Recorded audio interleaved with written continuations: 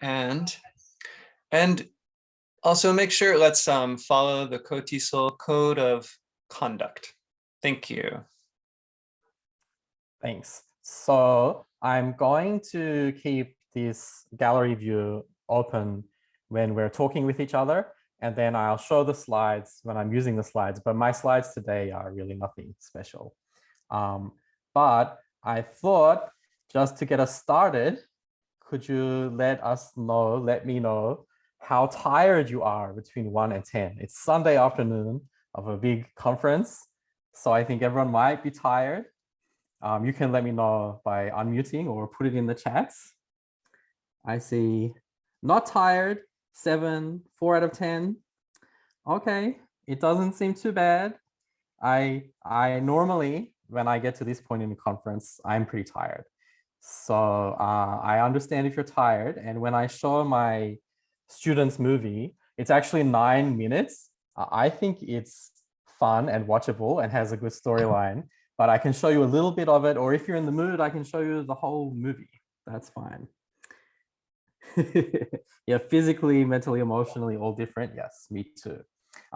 So just to begin with, I'm going to give you a matching exercise.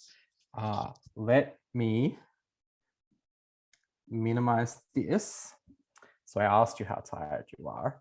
We're going to do a grammar quiz, but it's movie grammar. So everyone all together, oh, I'm gonna have to minimize this, aren't I? Everybody feel free to unmute and let me know what you think. Which one matches with which picture? So first we have wide shots, and you can see that's matched with the two characters fighting.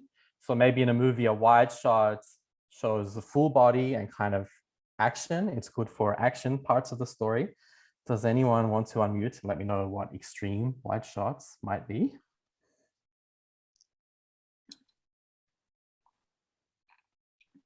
Maybe the city. Skyline. Skyscape. Yeah, the city is extreme wide shot. So what kind of story information can you get from an extreme wide shot?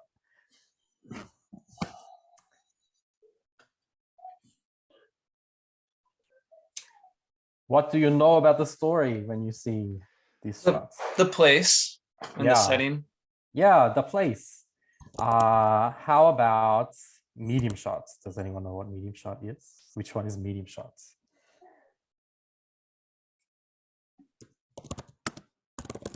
I can't quite figure out what the subject of it is. Is like a masked guy, or he's kind of all in black? Okay, yeah, that's also a medium shot. Yeah, right. But I intended that one for another one. There's another medium shot. Can you see another medium shot? I think it's two people with a conversation bubble. Yeah. So medium shot, it doesn't always, but it can show when people are talking, conversation. Does anyone know what the close-up shots is? When I open this chat, do you guys see that too? Do you see the chat window? Not what the chat window says, but it just is a grayed out box covering. Okay.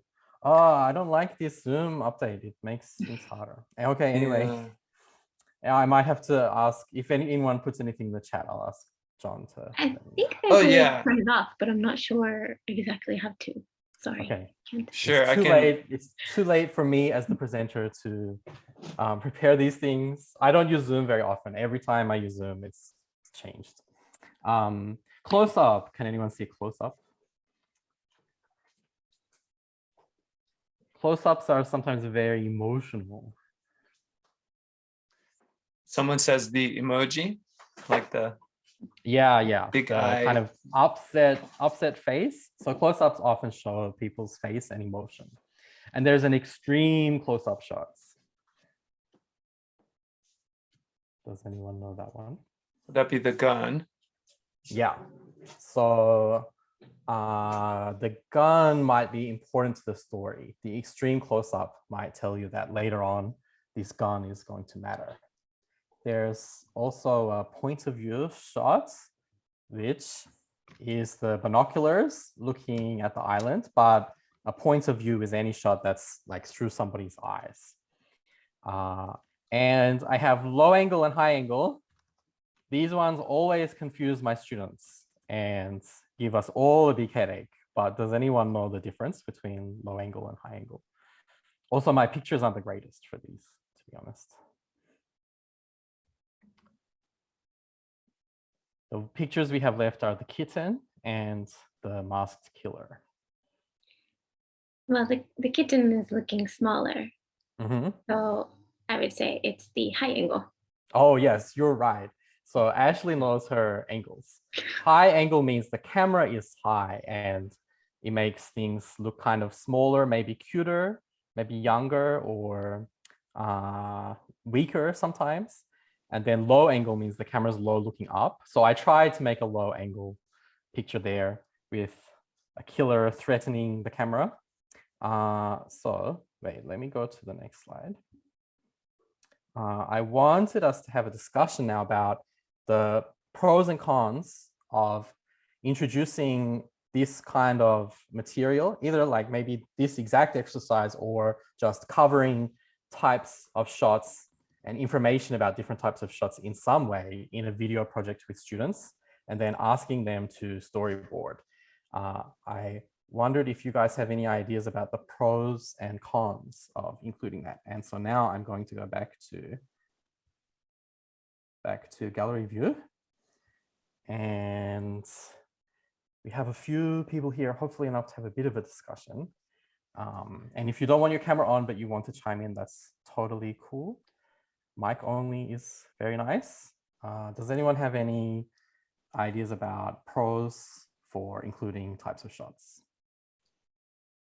And oh, Bryan, I think maybe you're still sharing your screen. Do you want to go back to the main? Do you see gallery view now? Okay, there let's we go back.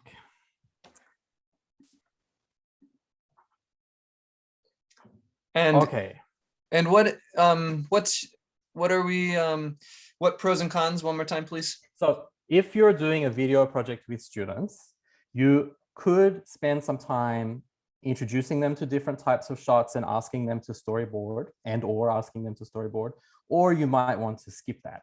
So I wondered if we could discuss the pros and cons. Do you guys have any ideas? So personally, I still feel tempted sometimes to leave this part out because of time pressure mainly. Mm-hmm. I think immediately it would be, I've done very little film projects with students, but it sounds like that could be a way to let students consider more options, more variety in the final products as well, and give students a little more like creative agency. Yeah, to kind of expand on that too, I think, they haven't really, their kind of habit is just take out the camera and they don't really have intention of like what they want to capture, how they want to capture it, or how it's going to be interpreted. So I think it makes them think about the question of how do I want to take this? Yeah. More intention, maybe. I definitely agree with those ideas.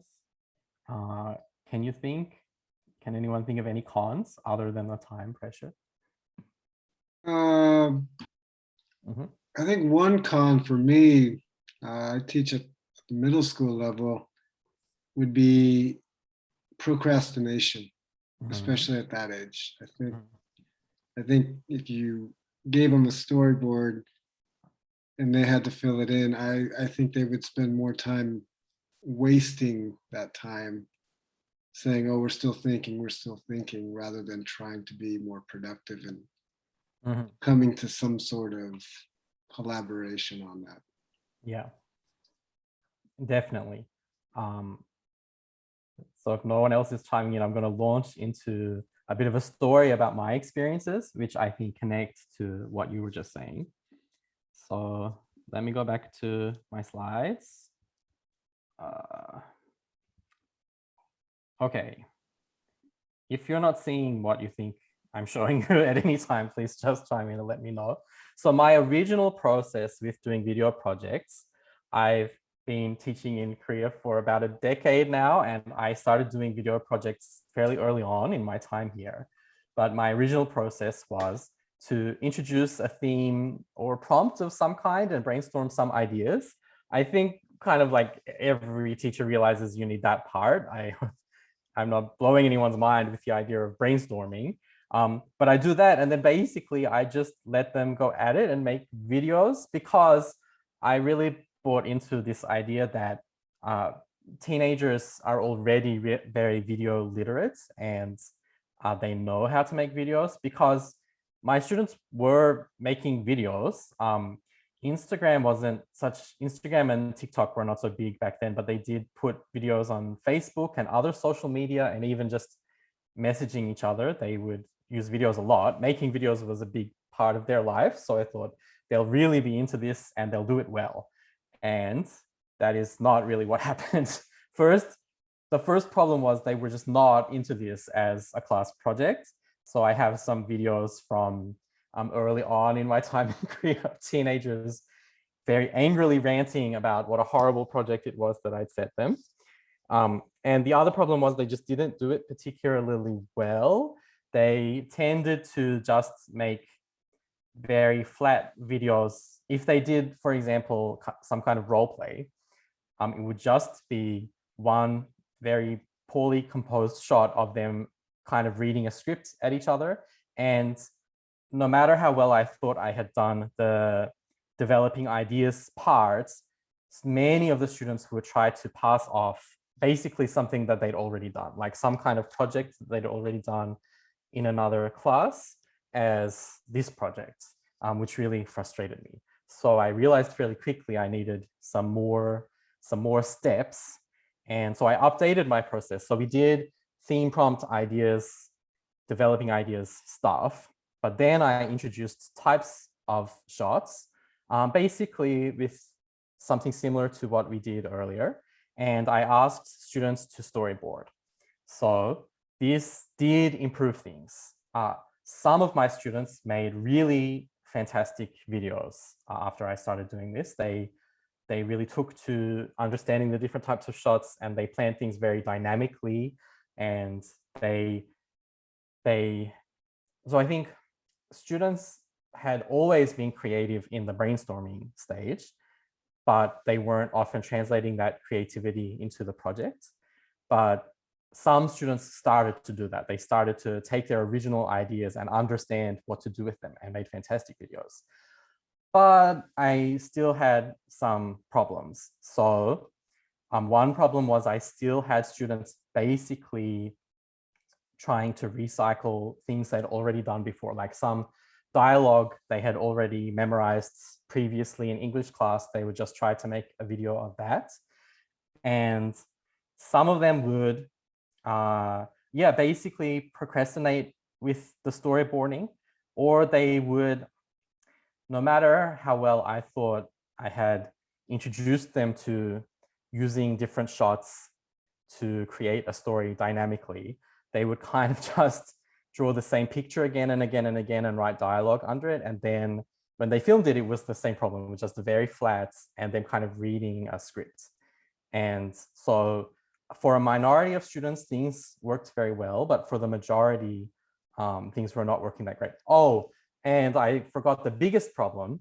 The biggest problem was that some of the students did take to planning their shots well, but they would make beautiful videos with very, very thoughtful use of different kinds of shots with absolutely no English or very minimal English.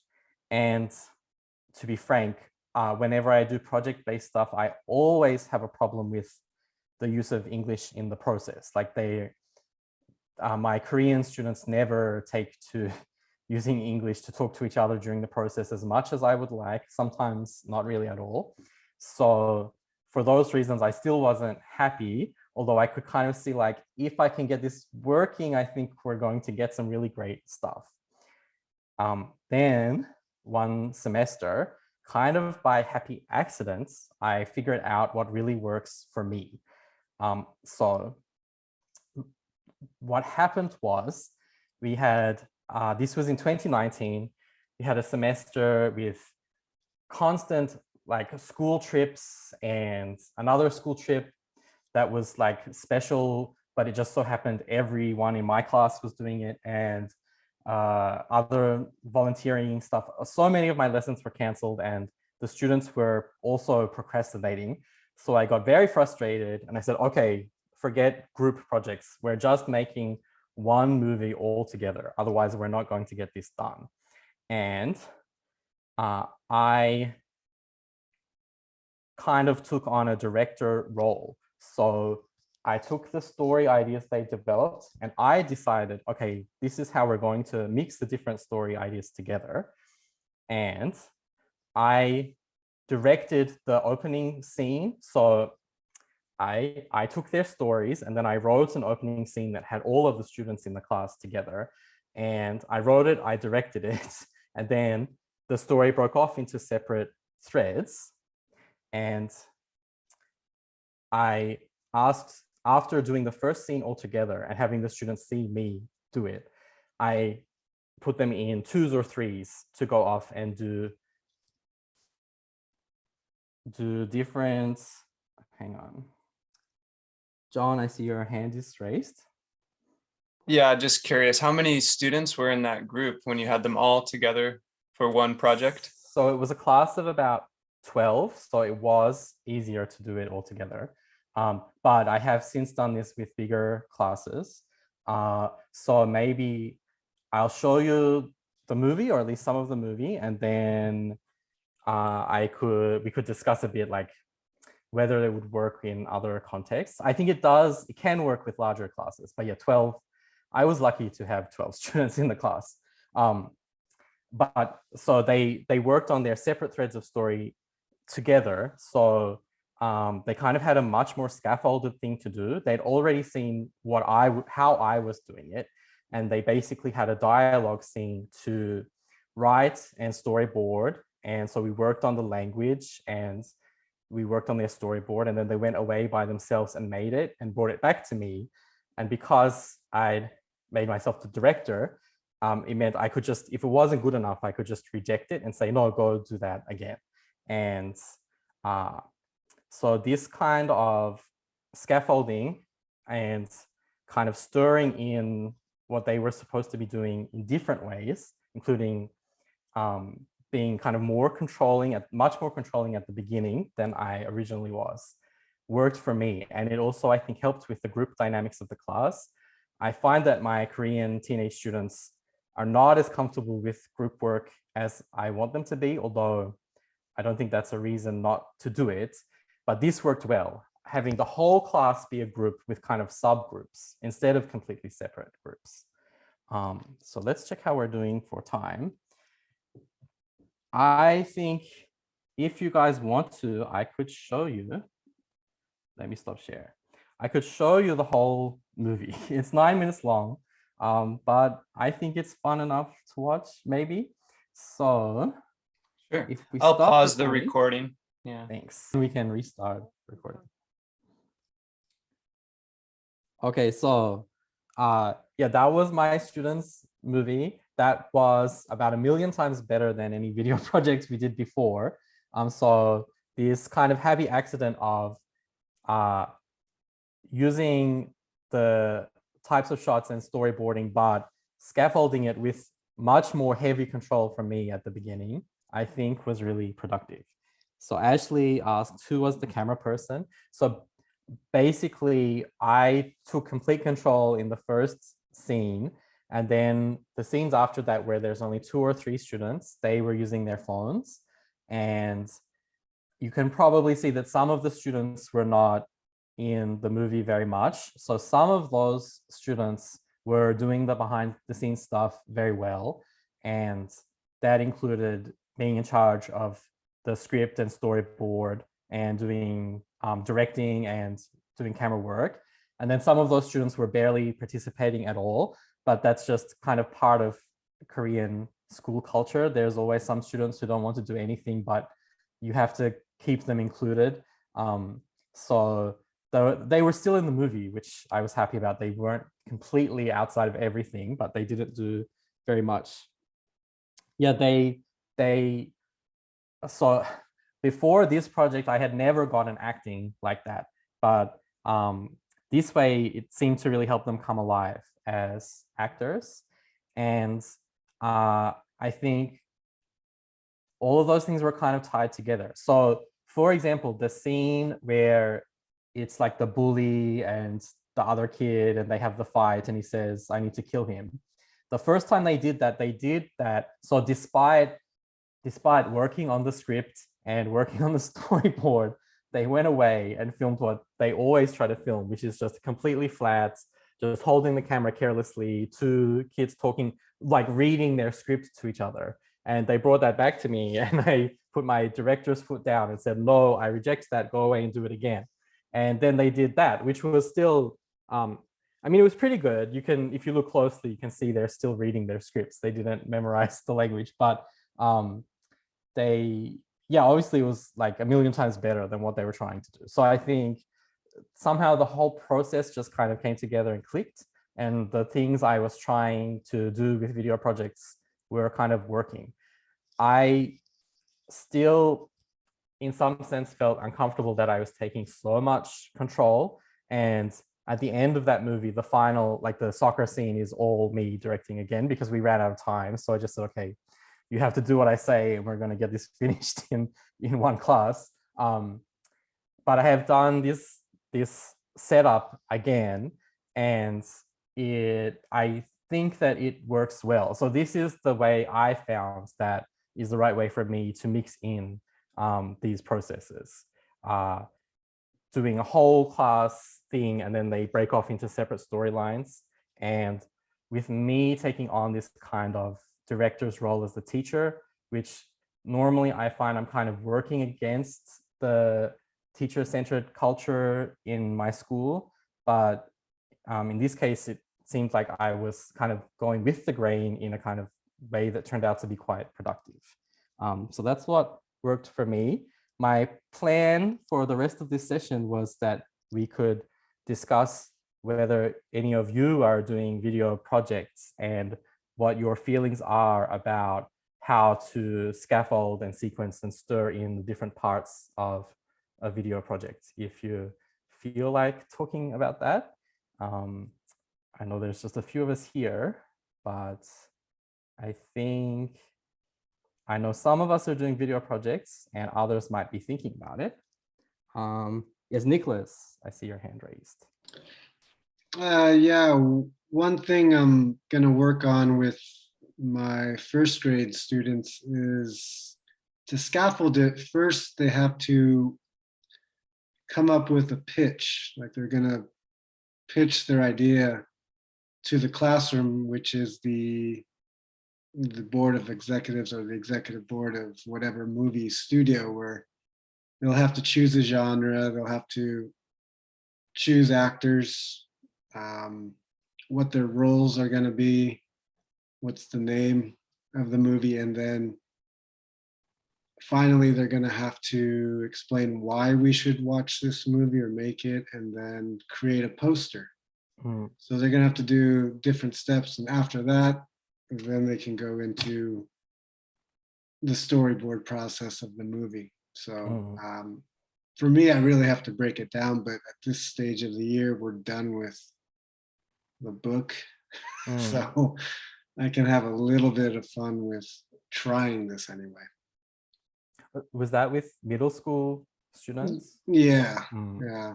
Yeah, I really like the idea of them making a poster at the beginning, because that might kind of make the whole process more coherent for them, or help them to have kind of a vision for the movie.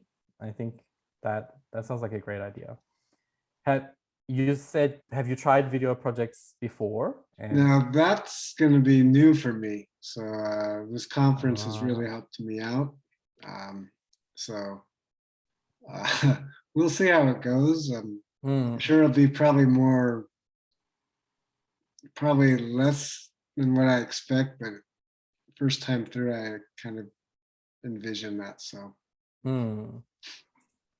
I think, yeah, I mean, I may be exaggerating how bad things were early on. I think if you break it down like you're saying and get them to do storyboarding and understand, like help them through the process, you will get some really great stuff. So yeah, I hope I didn't exaggerate too much how bad it can go in the beginning, but I have had surprises where I've had really good students make movies where I've just been like, oh, like, did I fail as a teacher? This didn't seem like it was as useful as it could have been. And then experimenting a bit helped me figure out what was going to work. Ashley, I know that you do a lot of video projects and you already discussed it in your session, but have you made any kind of changes to the way you sequence and scaffold stuff? Yeah, too many to count. The first time that I ever did it was also, well, it wasn't a total failure.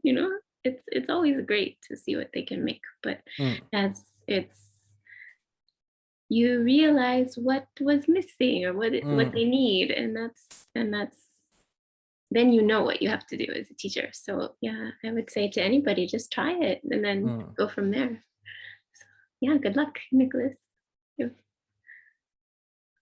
Something I found with the storyboarding was just, I mean, it can just be helpful to make a rule, like you have to use at least this many different types of shots, and you have to write dialogue in English, just to make it really clear what the purpose of the project is, and to let them know that if they're storyboarding, but it's just the same shot again and again, then they're not really storyboarding.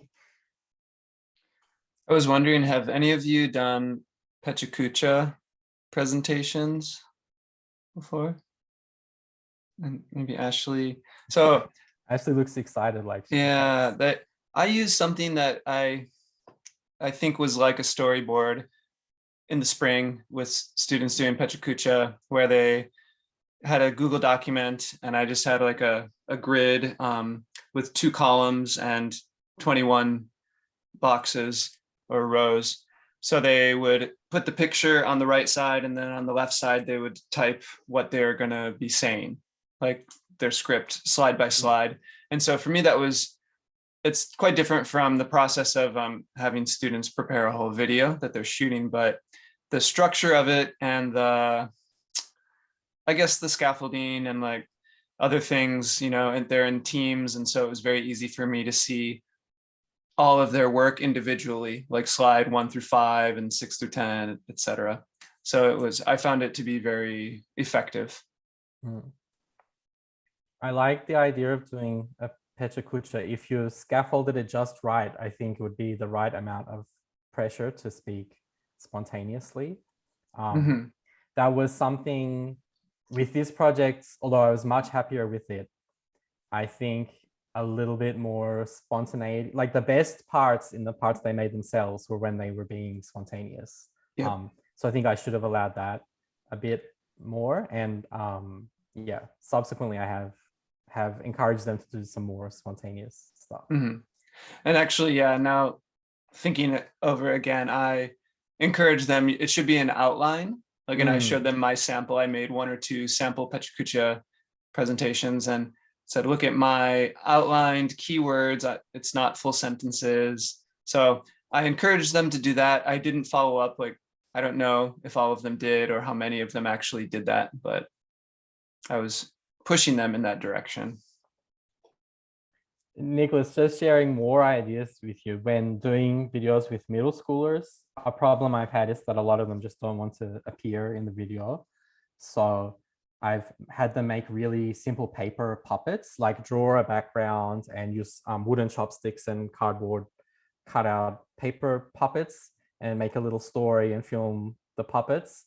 And one benefit of that is it's easier to get them to be spontaneous because that kind of comes quite naturally to them to like make the little characters talk to each other, and they're more comfortable with it. And in those cases, maybe focusing on types of shots is not so important, but it's kind of easier to get them to add visual variety because it's kind of obvious whether or not they have various backgrounds and characters and kinds of action and stuff.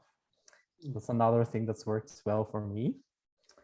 Just a note on the time, there is a group coming after us at 5 p.m. So I think we have 8 or 10 minutes remaining.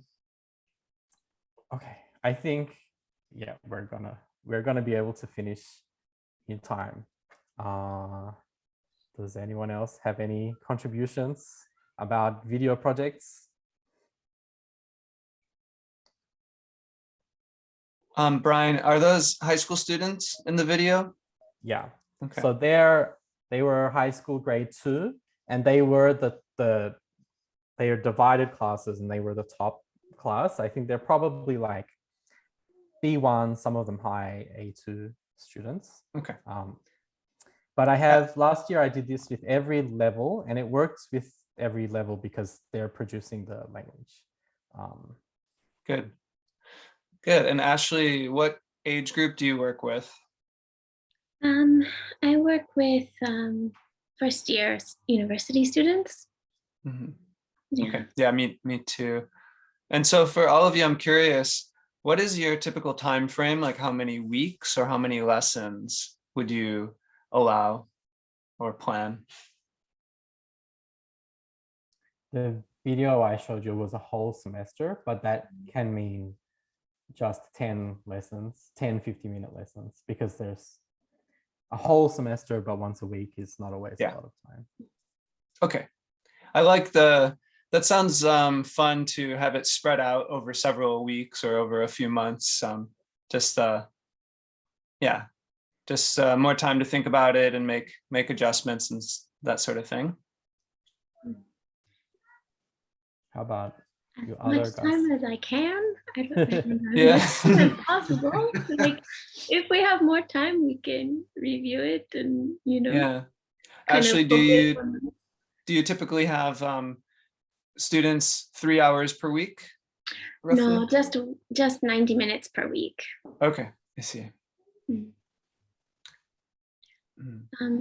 Nicholas, are you in the same boat as me? Do you have them once a week? Yeah, and 45-minute class periods. So this would be good because it would be the last 7 weeks of this term. So before we get out of school, and maybe I would just ask them to maybe go no more than 3 shots, like condense it. Like, I don't know, just kind of see how it plays out, but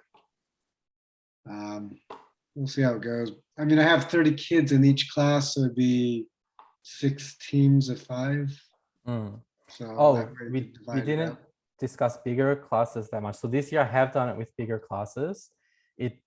What I did was just make it kind of a bit more prefab. So I still did the opening scene all together, and then in 3s or 4s they made a separate scene. One class, it was about dating during coronavirus, and so they all just did a little scene about the challenges of dating during coronavirus. So it was there wasn't so much of an overarching like interlinked story, but it's still all locked together in a really fun way. And I think another once a week is a challenge sometimes with ongoing projects because they forget what they're doing or that kind of stuff. But I think video projects can be good at the end because I find they're quite excited about it as a product once it's finished. And with videos, I find them like sometimes they ask to watch it again later or the next year, or there's just more of more kind of sharing and looking at each other's work and being interested in each other's work happens. So I really like that part. Bryan, should I share the Easter egg? Oh, I'm so sorry. Do you want to go back to your slideshow? Oh, I shouldn't have put it after the movie. That was really silly of me. So this was the interlude. We watched the movie, and here's Easter egg number 5. Do you guys know what that picture means? Do you recognize the movie The name? movie was 3 or 4 years ago, right? Fairly recent. Wonder Woman. He's doing a very special arm movements. And then he says, Wakanda forever, or you say. Ah, okay. Right. So what's the movie name? Oh, Black Panther. Ah, okay, it's there. Yeah. Black right. I Panther. just So are any of you Right. collecting all the Easter eggs? I haven't been diligent enough to try. Actually, I see. I have 7. Are there more than Ah. 7? Do you know? If there are, yeah, 1 through 7. I've got. And Yeah, there are only 7. I have Okay. 6. So yeah. Oh, you're so close. Is there Very another? Yeah, I am. I think I need to attend one more session. Okay. Yeah. There's another lot of sessions next. So I hope Okay, you can that's get good. I hope you can get the missing one. Right. That's 6, but yeah, I'm still missing one too. But I think because I've been the host 3 times, so I've had an advantage. Yeah, I think non-hosts should get first chance. Wait, Right. if you do win the hunt, do you get the book or is it something else? Oh, I'm not totally sure how the prizes are going to work, actually. Would that, and Brian, will that take place at the closing ceremony? Do you know? I'm guessing so. I think Award. Ashley award probably ceremony. knows for sure. Okay. I'm not 100% sure about the details, but I think actually it will take a Often- little bit of time to determine exactly who. So I'm not 100% sure that's accurate. But Often prizes are a way to attract you to the. mhm. And there's 1 minute. Are there any final thoughts for Brian's presentation? Yes, thank you. very Please- much, Bryan. I Please always unmute love- and give Brian a big hand. Thank you so much. I'm Excellent very- presentation. I'm Yeah, I always will so happy stop to the meet others. recording.